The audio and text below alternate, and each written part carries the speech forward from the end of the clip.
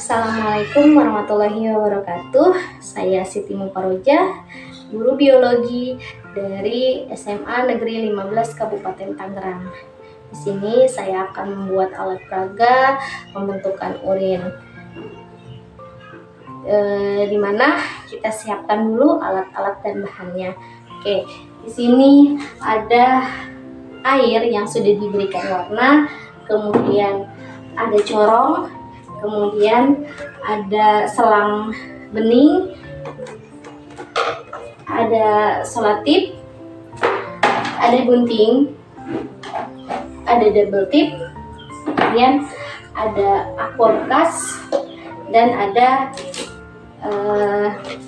kertas yang sudah diberikan. Mari kita mulai mencoba membuat alat peraganya.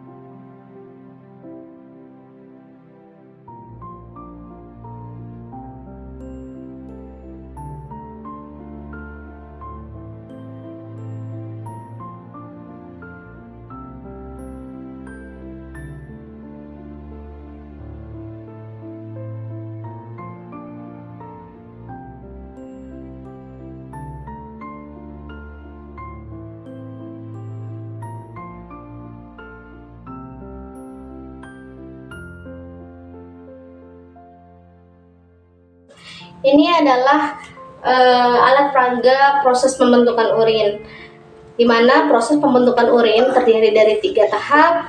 Kita tempelkan tahapan yang sudah kita buat di kertas. Ya, yang pertama ini sudah saya berikan double tip ya.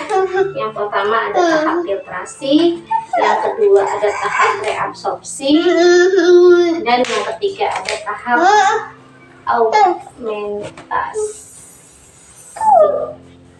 Kita coba ya, kita coba masukkan air ini ke dalam corong sampai akhirnya berakhir di botol bekas sebagai urin ya.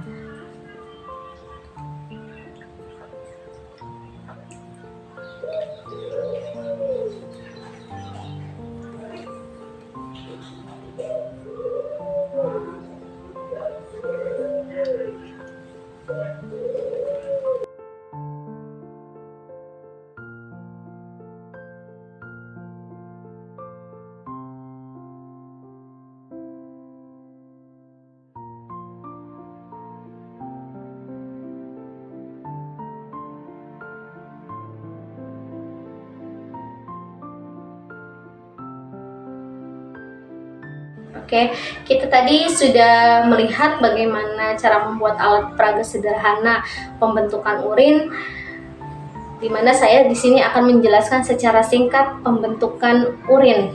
Ya, pembentukan urin terdiri dari 3 tahap. Ada tahap filtrasi, ada tahap reabsorpsi, dan tahap augmentasi.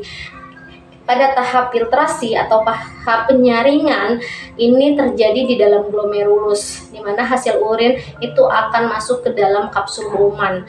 Nah, pada tahap ini urin disebut sebagai urin primer, di mana urin primer ini mengandung bahan-bahan yang terlarut dalam darah karena memiliki konsentrasi yang sama dengan darah tapi tanpa protein. Selain urea dan air, di dalam urin primer terdapat asam amino, glukosa, natrium, kalium, dan garam-garam mineral lainnya. Tahap berikutnya yaitu tahapan yang kedua adalah reabsorpsi atau tahap penyerapan kembali, di mana urin pada tahap ini akan mengalami penyerapan kembali pada saat melewati saluran yang dekat dengan glomerulus, yaitu saluran tubulus contortus proximal. yang terdapat di dalam sumsum ginjal. Bahan-bahan yang masih diperlukan seperti glukosa, asam amino, dan air akan diserap kembali dan dikembalikan ke dalam darah. Urin yang terbentuk jumlahnya akan jauh lebih sedikit daripada urin primer, di mana urin yang telah melewati reabsorpsi disebut sebagai urin sekunder. Tahap berikutnya yaitu tahap ketiga, yaitu augmentasi, di mana pada proses pemekatan ini urin akan mengalami pemekatan dengan penambahan zat urea dan zat-zat yang lain yang sudah tidak dibutuhkan oleh tubuh. Oke, proses ini terjadi jauh dari glomerulus, yaitu pada tubulus contortus distal dan tubulus collectivus. Maka urin siap untuk dikeluarkan. Mungkin cukup sekian tutorial pembuatan alat peraga dari saya dan penjelasan singkat tentang proses pembentukan urin. Semoga bermanfaat. Assalamualaikum warahmatullahi wabarakatuh.